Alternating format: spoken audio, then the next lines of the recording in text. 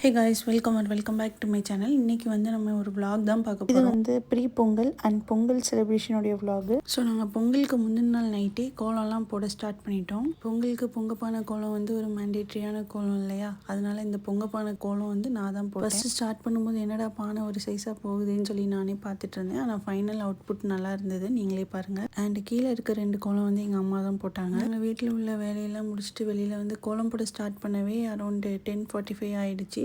So நாங்கள் முடிக்கிறதுக்கும் ஒரு 12 கிட்ட ஆகிடுச்சு. அண்ட் பொங்கல் வைக்கிற பிளேஸ்லேயும் நாங்கள் பட்டை எல்லாம் அடித்து காவி அடித்து வச்சுருக்கோம். எங்கள் ஊர் சைடில் வந்து இந்த மாதிரி பண்ணுறது தான் வழக்கம். அண்ட் தென் மார்னிங் விளக்கு முன்னாடி வைக்கிற வேண்டிய திங்ஸ் எல்லாமே நாங்கள் நைட்டே ப்ரிப்பேர் பண்ணி வச்சுட்டோம். அண்ட் மார்னிங்கும் 4:30 கிட்டேயே எங்கள் அம்மா முடிச்சு எல்லாமே எடுத்து ப்ரிப்பேர் பண்ணி வச்சுட்டாங்க. நான் அரௌண்ட் ஒரு 5 கிட்ட எழும்பி பொங்கல் வைக்கிறதுக்கு ஹெல்ப் பண்ணிட்டு இருந்தேன். அண்ட் மார்னிங்கும் பார்த்தீங்கன்னா பயங்கர குளிராக இருந்தது. அரௌண்ட் 5:30க்கே நாங்கள் அடுப்பு பற்ற வச்சாச்சு. அடிக்கிற குளிருக்கு என்னமோ இந்த வச்சு பக்கத்தில் இருந்தது நல்லா வார்மாகவே இருந்தது. அண்ட் கொஞ்ச நேரத்துலேயே பாலும் நல்லா பொங்கி வந்துடுச்சு. நான் வந்து யூஸ்வலாக எல்லா பொங்கலுக்குமே வந்து பொங்கல்லாம் விட்டு இறக்குற டைமில் ஒரு பால் பொங்குற டைமில் தான் எழும்பி வருவேன். பட் இந்த டைம் என்னமோ பொங்கல் வைக்கிறதுக்கு சீக்கிரமாகவே எழும்பி வந்துட்டேன். அண்ட் அரௌண்ட் 6:20 அந்த டைமுக்குலாம் வந்து நாங்கள் பொங்கல் விட்டு இறக்கியாச்சு. காக்காவுக்கு ஃபர்ஸ்ட் வைக்கிறதுக்காக எல்லாத்தையும் எடுத்து வச்சுட்டு பூஜைலாம் பண்ணிட்டு நாங்கள் மாடிக்கு வந்துட்டோம். யூஸ்வலாக பொங்கல் அன்னைக்கு மட்டும் காக்காலாம் எங்கே தான் போகணும்னே தெரியும். பட் இந்த டைம் வந்து 2 காக்கா வந்துடுச்சு. அண்ட் ஃபைனலாக வீட்டுக்கு வந்து நாங்களும் சாப்பிட ஆரம்பிச்சிட்டோம். சக்கரை பொங்கல் வந்து வீட்டில் ஸ்டவ்லேயே பண்ணிட்டோம். அண்ட் பொங்கல் சோறுக்கு காம்பினேஷனாக இது வந்து எங்கள் வீட்டில் பண்ணுற ஒரு கூட்டு. இது வந்து எல்லா காயும் போட்டு சாம்பாராக வைக்காமல் நாங்கள் இந்த மாதிரி